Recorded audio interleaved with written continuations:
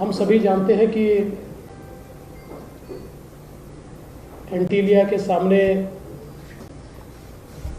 जो बॉम्ब की गाड़ी पकड़ी गई और उसके बाद कुछ इवेंट्स का सिलसिला शुरू हुआ। उन घटनाओं में एपीआई सचिन वाजे ये अरेस्ट हुए, एटीएस ने भी कुछ लोगों को अरेस्ट किया और कई चीजें इसमें से बाहर आई। और इस बीच मुंबई के पूर्व पुलिस कमिश्नर श्री परमवीर सिंह, इन्होंने एक पत्र माननीय मुख्यमंत्री जी को लिखा और उस पत्र में उन्होंने यह आरोप लगाया कि तकरीबन 100 करोड़ रुपए की हफ्ता वसूली के टारगेट्स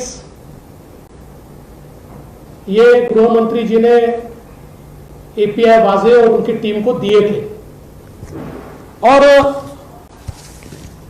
उसी के चलते एक कंट्रोवर्सी खड़ी हुई। वो कोर्ट में भी गए। कल आदरणीय शरद पवार साहब इस मामले को लेकर उन्होंने एक प्रेस की और परमवीर के दावे इसलिए झूठे हैं कि गृह मंत्री तो 1 तारीख से 15 तारीख तक अस्पताल में थे, फिर होम क्वारंटाइन थे और जो ट्वीट्स पवार साहब के हैंडल से हुए उन ट्वीट्स में यह दिखाई पड़ता है कि मानो गृह मंत्री जी ये नागपुर में होम क्वारंटीन थे। सबसे पहली बात तो यह है कि आप में से कई लोगों ने देखा भी है, कुछ ने बताया भी है, ये माननीय गृह मंत्री जी का मैनिफेस्ट है। 15 तारीख को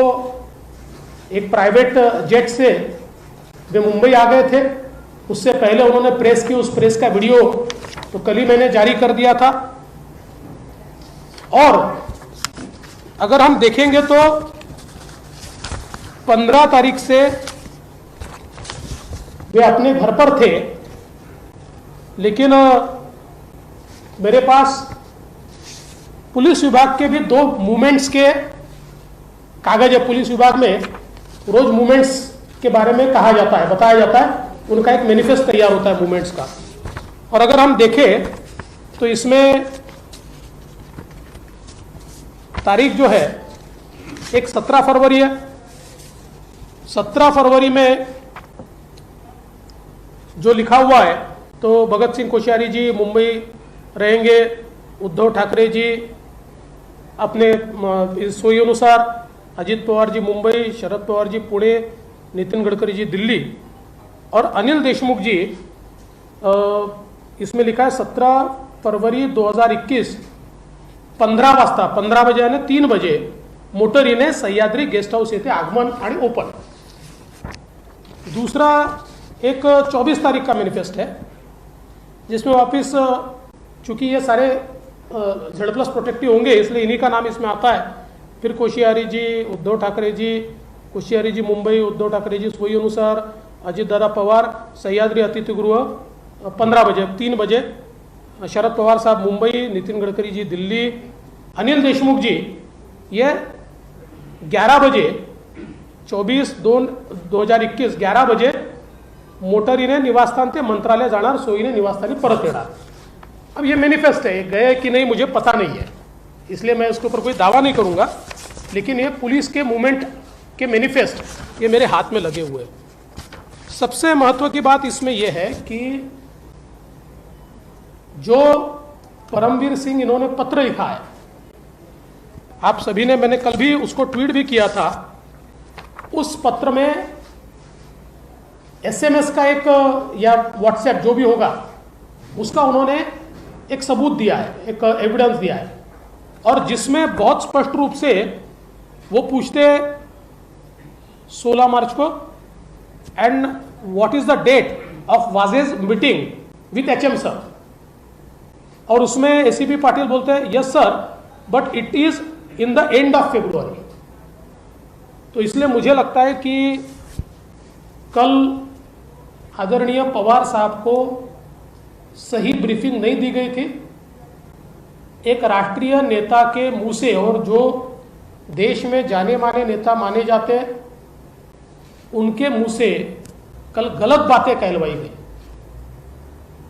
और जो प्रोटेक्ट करने का प्रयास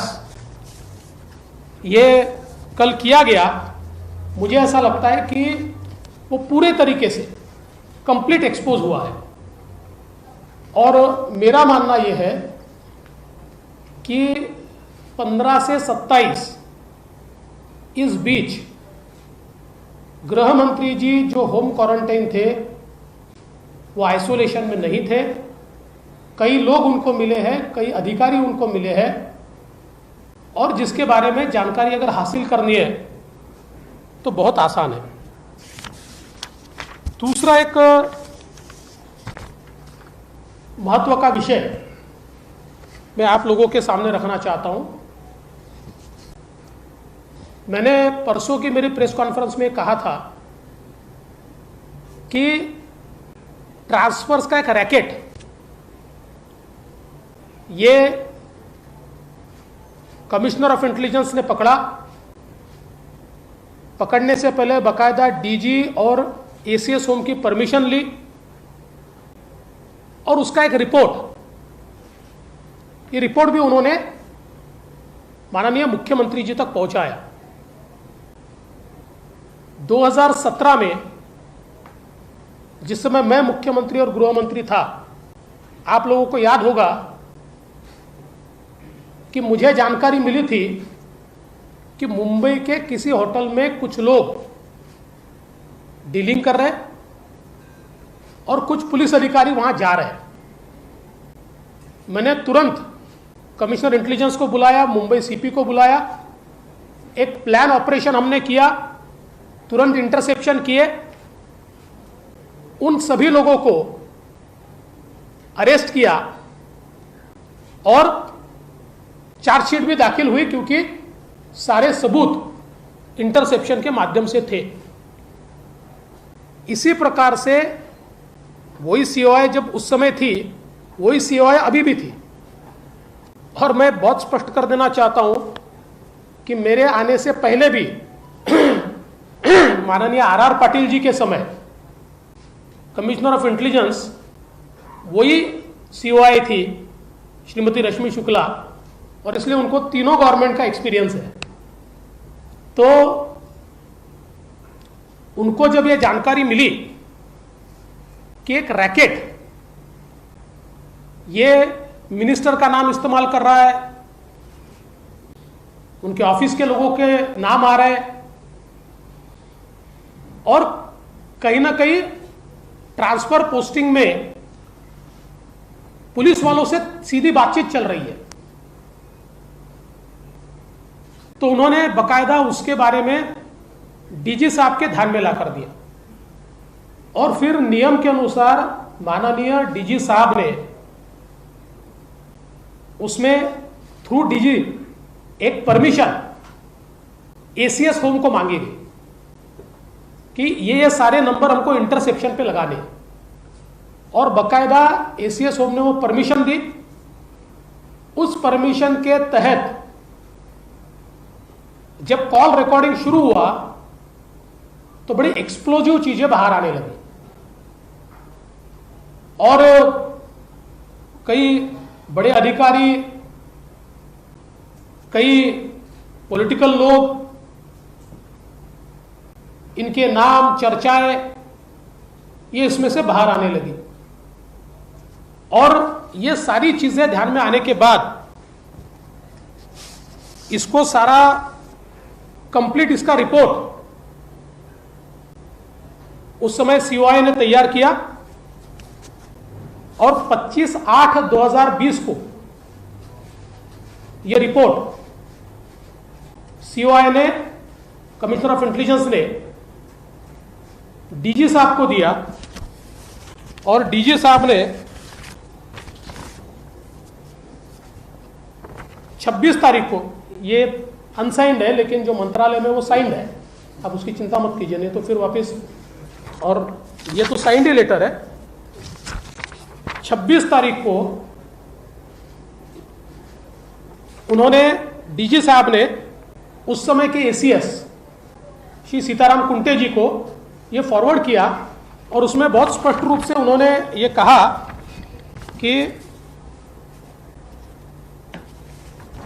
ये जो सारा रिपोर्ट है, hence it is recommended that this be brought to the notice of Honorable Chief Minister at the earliest, and an immediate and comprehensive inquiry be ordered by the state CID to identify concerned individuals and take necessary legal action. It is also advised that the secrecy of the report be ensured in order to prevent unnecessary scrutiny which may bring disrepute to the government. ऐसा बिल्कुल clear पत्र ये DG साहब ने उसके बाद लिखा